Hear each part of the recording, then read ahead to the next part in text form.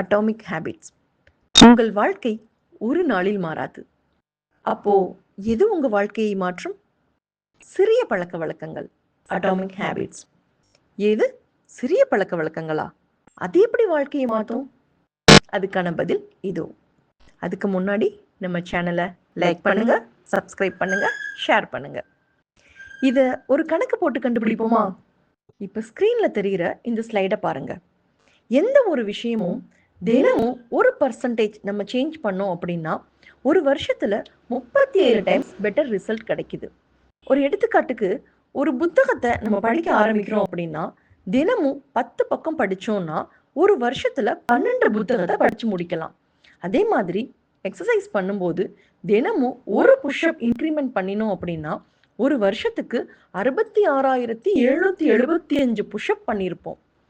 இதுதான் அட்டாமிக் ஹேபிட்ஸோட பயன். தினமும் விடாத கன்சிஸ்டன்சியும் தினமும் 1% சேஞ்சும் வாழ்க்கையை மாற்றும்